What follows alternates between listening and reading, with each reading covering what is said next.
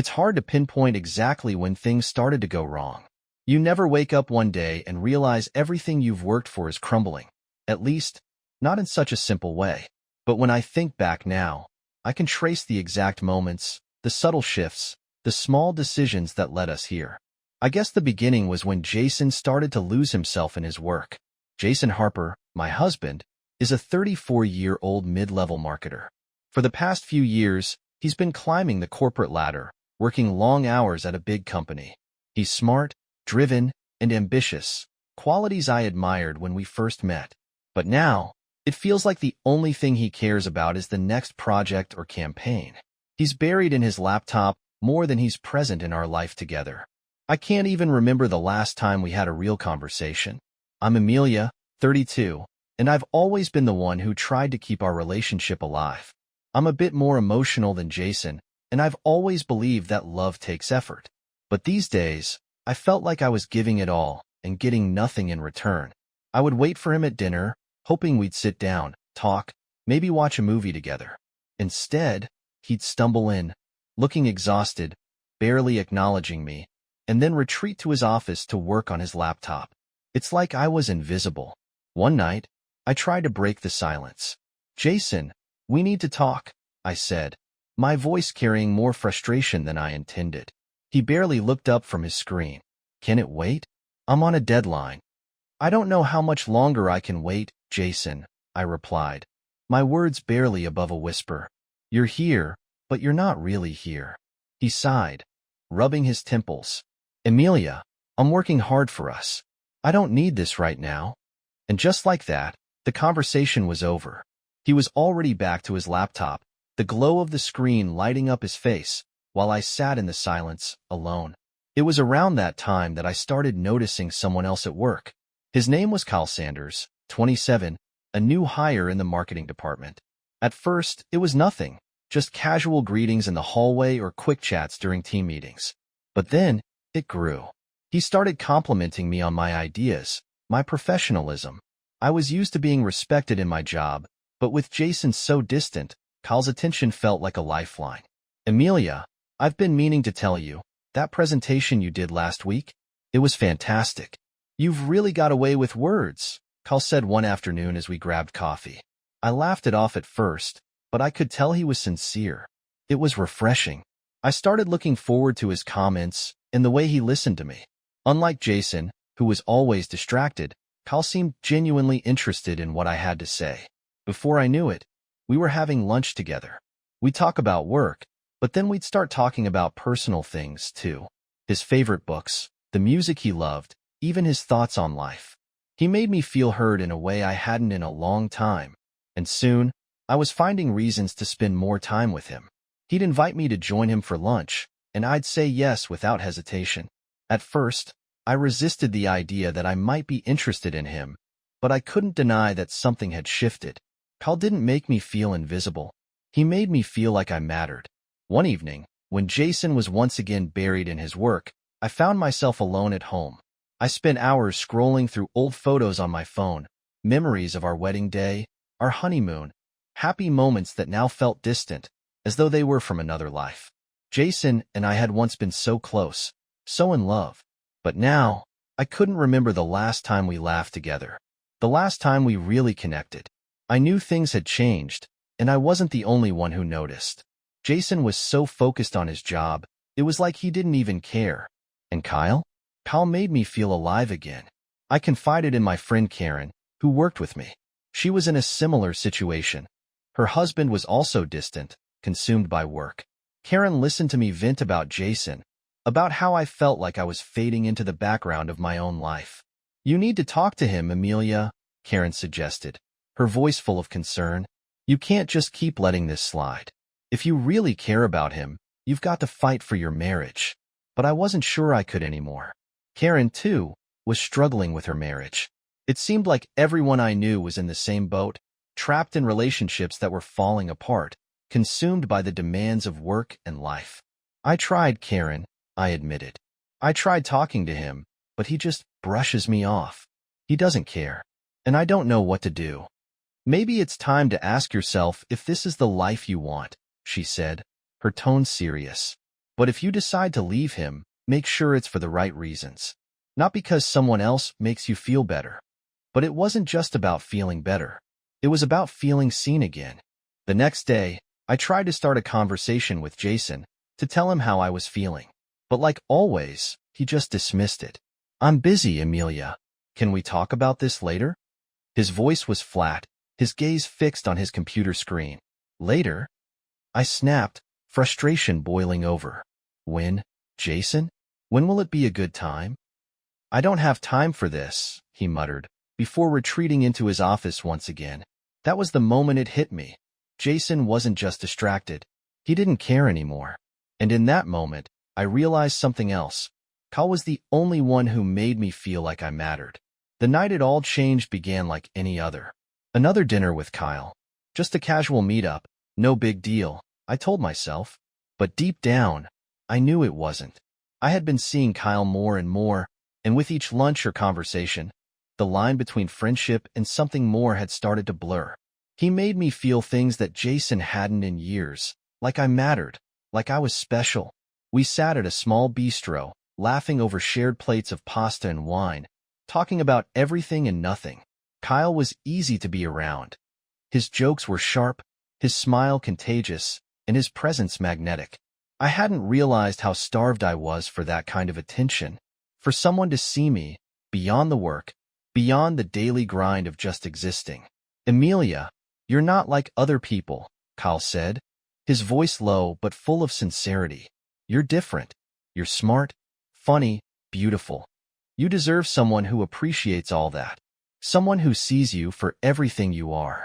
I felt a warmth spread through me at his words. It wasn't just a compliment, it was a declaration. For the first time in so long, I felt desired in a way that wasn't transactional or expected. It felt real, and it felt good.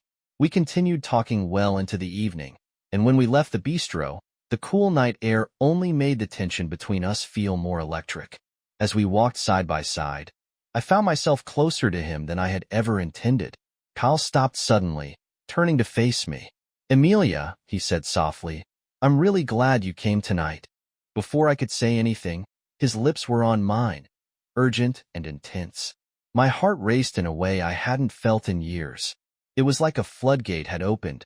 Every emotion I'd been suppressing, every frustration, every feeling of neglect, suddenly surged to the surface. It wasn't just a kiss. It was everything I had been craving for so long. When it ended, I felt dizzy, unsure of where I stood. But the pull between us was undeniable. Kyle didn't hesitate. He took my hand and led me to a nearby hotel. My heart hammered in my chest. I should have stopped, I knew that. But the guilt didn't come immediately. We spent the night together. I don't know how I can describe the turmoil that followed. The next morning, when I woke up, it hit me like a ton of bricks. The weight of what I had done settled on me, but it wasn't just guilt. There was also a strange sense of relief. Kyle had made me feel alive again. He had made me feel desired, something I hadn't felt in so long with Jason. I lay there, staring at the ceiling, conflicted. What had I done? What was I even looking for? Kyle, sensing my hesitation, turned to me with a soft smile. "Amelia, don't regret it," he said. "You deserve more than what you've been getting from Jason. You deserve someone who truly values you. I think we could start something new together. Something real." I wanted to believe him. God, I wanted to believe him. But I also knew this was a betrayal. A betrayal to Jason, to everything we had built, even if it felt like it was already slipping through my fingers. I don't know," I whispered. "It's so complicated."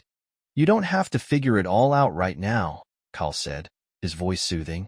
"But I'm here, and I want to make you happy." I didn't know what to say.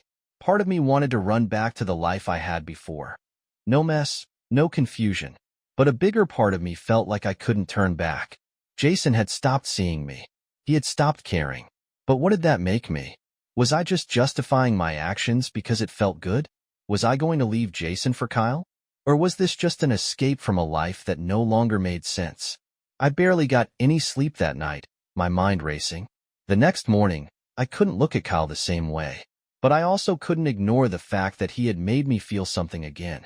Something I hadn't felt in years. Meanwhile, Jason was dealing with his own problems. As much as he had been neglecting me, he was starting to notice something was wrong. He was starting to see the distance between us, but instead of confronting me, he started looking elsewhere. At work, he found solace in Megan Larson, a younger colleague who had always admired him from afar. She was confident, bright, and, more importantly, attentive. Jason began to confide in her, talking about his frustrations, his struggles at home, and the emotional distance he felt between us. Megan, the sympathetic listener, seemed to hang on his every word. "Jason, you've been working so hard. I can see how much you care about your career. But you deserve someone who appreciates that, who understands what you're going through," Megan said one afternoon as they ate lunch together. Jason was used to being the one giving advice, not receiving it. But with Megan, he found himself drawn in, her attention offering a kind of validation he hadn't received in a long time. At first, he tried to keep it professional, but over time, they spent more and more time together. Outside of work, grabbing coffee or drinks after hours. There was a certain energy between them that Jason couldn't ignore. Megan made him feel wanted. She made him feel like he mattered. And slowly, despite himself, he started to fall for her. As I struggled with my own feelings, Jason seemed to withdraw even further. I tried to return to my daily routine, but it was impossible to ignore the tension in the air. I couldn't go back to the way things were, not after what had happened with Kyle. So I distanced myself emotionally, pretending like nothing was wrong. But Jason saw through the act. When he finally confronted me about it, the words came out like a whisper, barely audible. "Amelia, what's going on? You've been so distant lately." I could feel the suspicion in his tone. It made my stomach churn, but I brushed him off. "I'm just stressed, Jason. Work's been overwhelming." But the truth was, it wasn't just work. It was everything. And Jason? He still didn't know the half of it. The tension between Amelia and me had been building for weeks. I could feel it in the air, in the silence that hung between us. I tried to ignore it, to focus on work or anything that could distract me, but the gnawing feeling that something was off wouldn't go away. Then, one evening, when I couldn't take it anymore, I decided to follow her. I wasn't proud of it. I had never imagined myself becoming that person, stalking my wife, suspecting the worst, but the seed of doubt had been planted, and it grew with every passing day. I waited until she left the office, telling myself it was just to see if she was really working late, like she always said.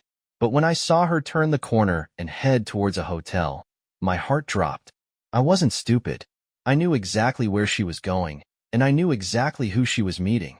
Kyle, the man who had been the nice co-worker to her, but now I saw for what he really was, the one who had been feeding off her loneliness. The realization hit me like a punch to the gut, and my anger surged, burning away whatever dignity I had left.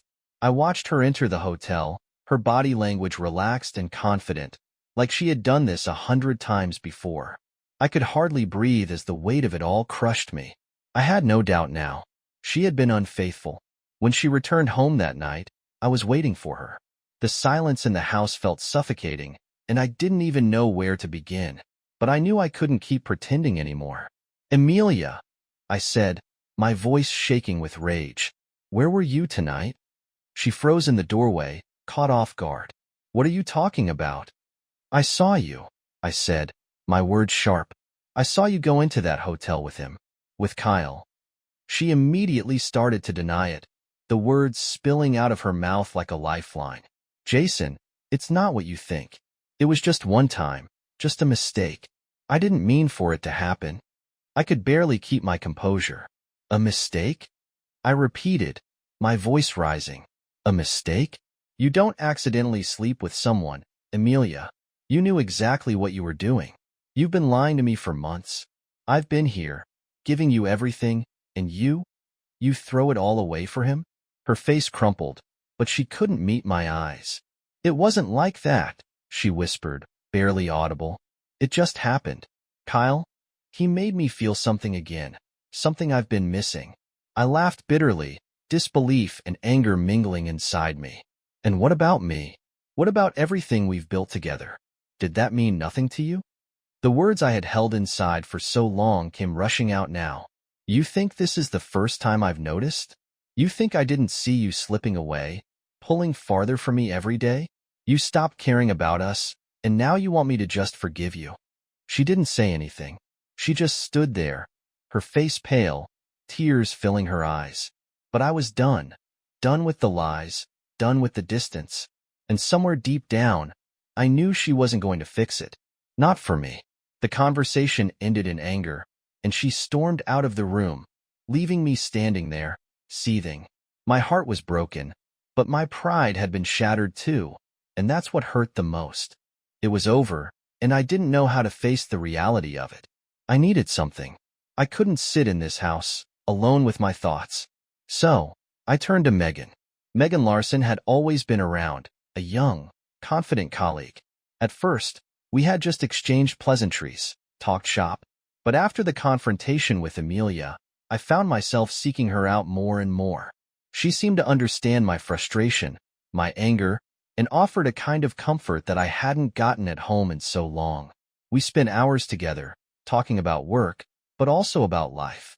She listened to me in a way Amelia hadn't in months, offering advice and sympathy, making me feel like I was someone worth listening to.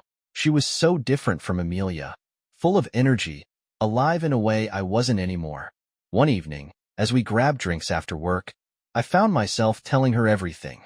About the distance with Amelia, about the fights, about her affair.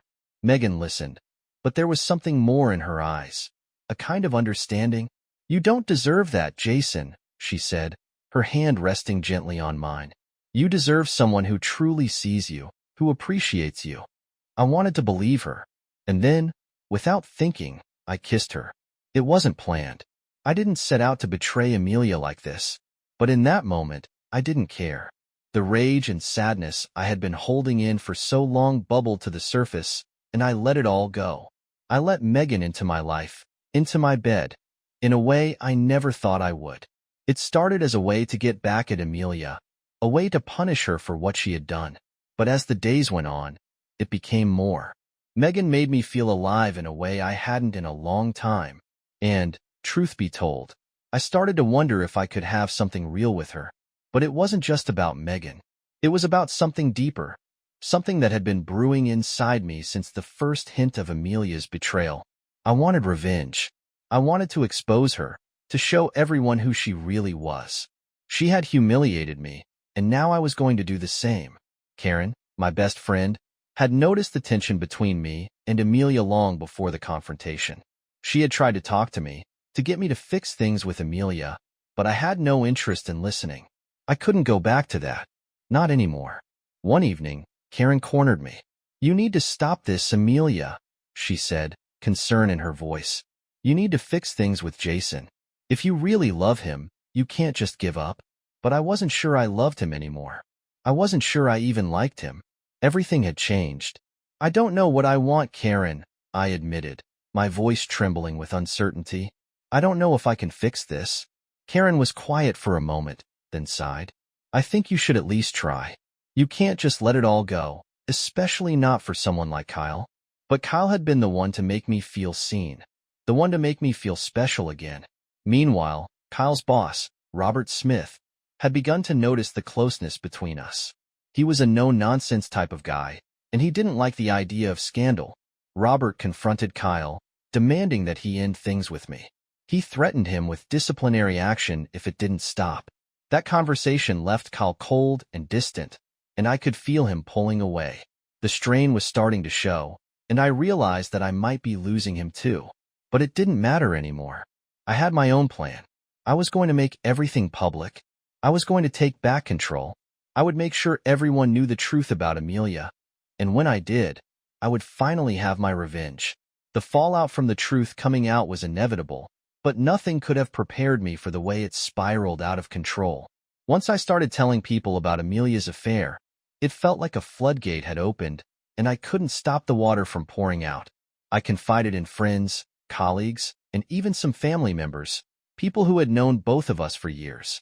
The reactions were mixed, some expressing sympathy for me, others shocked by the scandal that had erupted. Even Megan was uncomfortable with how public everything had become.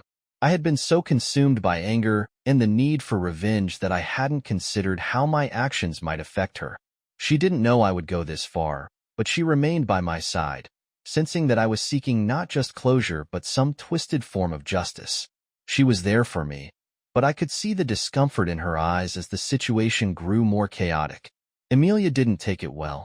When she found out what I had been doing, she was furious. I had crossed a line, and now she was facing the consequences of her actions. The night she confronted me, her anger was palpable, and the conversation quickly escalated into a screaming match. "How could you do this?" she shouted, her face flushed with rage. "You're trying to destroy everything we had. Our marriage was already falling apart, Jason. You think telling everyone about it is going to fix anything? I think you've already destroyed it," I retorted, my voice rising in frustration. "You threw it away for some guy you barely even know. Don't blame me for your mistakes." "My mistakes?" she spat, her eyes flashing with fury. "You're the one who's been emotionally absent for years. I was trying to find something, anything, to feel alive again. But no, you've just sat there, pretending everything was fine while I withered away." It was the truth, and I hated it. I hated that I was the one she blamed, but I hated even more that I had pushed her into the arms of someone else. We shouted until we were both hoarse, and in the end, the conversation ended in a deafening silence. Our marriage had been reduced to nothing more than a battleground, and I could feel the final threads between us snapping apart. The emotional weight of everything hit me harder than I expected. As much as I felt justified in exposing Amelia's affair, there was still a part of me that regretted it. I had watched her retreat into herself for so long, and now that everything was out in the open, I realized how much I had lost too.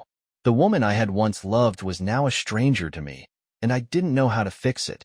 I tried to reach out to her, but it felt impossible. The walls between us had grown higher with each passing day, and no matter how many times I tried to talk, she wouldn't listen. She was angry, but she was also guilty. She could admit that much. The affair with Kyle had been her escape, but it hadn't solved anything. Now, she was left with nothing. No marriage, no real answers, just an overwhelming sense of loss. I knew it. She knew it. We both knew we had crossed a line we couldn't come back from. As for Kyle, things weren't looking much better. The once confident, determined man who had pursued me so passionately had begun to withdraw. He was no longer the man I had fallen for. Or at least, the man I thought I had fallen for. After his boss, Robert Smith, warned him about the consequences of the scandal, Kyle seemed to panic. His career was at risk, and he had no idea how to untangle himself from this mess. One evening, Kyle told me he couldn't keep doing this. "I can't be part of this anymore, Amelia. Everything about this situation is getting out of control. I never thought it would go this far. My job's at risk, and now your marriage is falling apart. I didn't sign up for this." I was devastated, but I tried to hold on. "Kyle, please. I need you. Don't leave me now." But he was already slipping away. "I can't. This isn't just about us anymore. You're going through so much, and I can't be the one to fix it. I don't want to hurt you, but I can't keep going down this path. We both need to move on." I wanted to scream at him, to beg him to stay, but I knew deep down that it was over. Kyle wasn't the solution I had hoped he would be. He was as trapped in this mess as I was, and I was losing him, too. Megan, on the other hand, seemed to grow closer to me despite the wreckage. She had been there from the beginning, offering support when I needed it the most. But as things progressed, I began to question my own feelings. Was I really falling for her, or was I just using her to fill the void left by my marriage? Megan noticed my hesitation. She could see that I was still emotionally tied to Amelia, even after everything. "You need to decide, Jason," she said one evening, her voice steady but firm. "Either you move on from Amelia completely, or you try to fix what's left. But you can't keep living like this, stuck between two worlds." It was the hardest thing anyone had said to me in months. I was torn. Part of me still wanted revenge. Part of me wanted to punish Amelia, to show her what it felt like to lose everything. But another part of me just wanted peace. I didn't have an answer for Megan. I didn't know what I wanted. And every time I looked at her, I felt guilty for dragging her into my mess.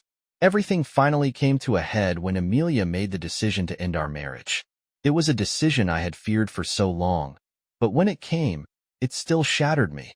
She came to me one night, her face pale, her eyes filled with something I couldn't quite place. Regret, maybe, but also resolve. "I can't do this anymore, Jason," she said, her voice barely above a whisper. This isn't working. We're both too far gone. I can't live in this toxic environment anymore. We need to separate." It was the final blow. It wasn't the revenge I had wanted, but it was what I deserved. I had pushed her away. I had exposed her betrayal, and now I was losing everything. She packed her things and moved out the next day. The emptiness of our house was suffocating, and for the first time, I realized the full extent of my actions. Revenge had taken everything from me. My marriage, my peace of mind, and my future. I had won the battle, but I had lost the war. And now, I was alone. The months after the breakup were some of the hardest for me. I moved in with a close friend for a while, needing space to breathe, to escape the remnants of a life I had built with Jason. I was broken, emotionally raw, but as time passed, I began to see things more clearly. The truth, as painful as it was, started to settle in. My affair with Kyle had been a way for me to escape my own insecurities, a desperate attempt to find validation I wasn't getting from Jason or myself. I had used him, and in the process, I had lost sight of who I was. I began therapy, hoping to understand why I had allowed myself to betray not only Jason but myself. The sessions were difficult, filled with moments of uncomfortable self-awareness, but they were also the key to my healing. I learned that I had been searching for external approval, a fleeting sense of worth from others instead of finding it within myself. And while Jason had failed me in many ways, I had also played my part in the collapse of our marriage. I had neglected to communicate, to fight for us, and I had let my own insecurities drive me into someone else's arms. But I wasn't the same person I had been when this all began. Slowly, piece by piece, I started rebuilding my life. I found a new sense of independence. At work, I was regaining the confidence I had lost during those difficult years. I no longer sought to prove myself to others, but rather to prove to myself that I was enough. My heart still carried the scars of my past, but I was determined to move forward. Jason, on the other hand, didn't fare as well as I did after the breakup. I couldn't help but feel a twinge of sympathy for him as I learned about his struggles. While I found the strength to move on, Jason sank into a depression. His revenge had given him temporary satisfaction, but it had only left him emptier in the end. The affair with Megan, which had initially seemed like an escape from his pain, ended when Megan realized she couldn't be in a relationship with someone who was still emotionally tied to the past. She left him, and Jason was left to face the consequences of his actions. I imagine it was a lonely, bitter kind of self-reflection for him. He started attending therapy, trying to figure out why he let his anger dictate so much of his life. In those sessions, I think he finally acknowledged what I had already known. He had never fully let go of me, even after everything. He was still holding on to the past, and it was holding him back from truly moving forward. I don't know if he ever fully forgave me, but he was starting to understand that his own unresolved feelings had led to the destruction of everything we had. Kyle, too, was facing his own fallout. The consequences of his involvement with me weighed heavily on him, and despite his promising career, the scandal had tainted his reputation. I heard that he left the company and moved to another city, trying to start fresh, but I knew it wasn't that simple for him. He had become a casualty of our mess, just as I had. Kyle had never meant for any of this to happen. He had fallen for me, or so he thought, but he hadn't anticipated the depth of the damage that would be caused. He felt guilty for hurting Jason, and he felt guilty for dragging me deeper into this chaos. The truth was, Kyle had been just as lost as I was, and I don't think he ever truly recovered from the emotional toll the affair had taken on him. He tried to rebuild his life in a new city, but the weight of the past still followed him. He found it hard to trust people again, especially women. I'm sure the scars of our relationship haunted him long after I was out of his life, and I hoped that, in time, he could find peace and trust again. Time, however, is a funny thing. It moves forward, whether we're ready for it or not. Jason and I crossed paths a few times in the workplace, but our interactions were always professional, distant. Neither of us wanted to revisit the past. We both knew that there was no going back to what we had been, and we had to accept that. The bitterness had faded, but the sadness lingered. We had both been victims of our own making, and there was no easy way to undo the damage. I think we both came to a quiet understanding. We could never go back to the way things were, and we didn't need to. The truth was, we had both changed. Our marriage was over, but that didn't mean we couldn't find happiness again, just not together. For me, the path forward wasn't easy, but it was mine. Jason, I hope, would eventually find his peace. I knew it wouldn't be immediate, but I hoped one day he would find a way to forgive himself and move on. As for me, I had found something important through all this pain. I had learned to stand on my own 2 feet again, to find my worth within myself and not in the approval of others. I had lost my way, but I had also found my way back. And as for our story, well, it had a beginning, a middle, and now an end. It was filled with betrayal, revenge, and heartbreak. But it was also filled with lessons, growth, and new beginnings. We weren't the same people who had walked into this mess, and while we could never go back, we could both move forward, separately, but not entirely broken. Jason and I had learned the hardest lesson of all. Sometimes, the most important thing you can do is let go. And in the end, we both started over, separately, but stronger. This is where our story ends. But life keeps going.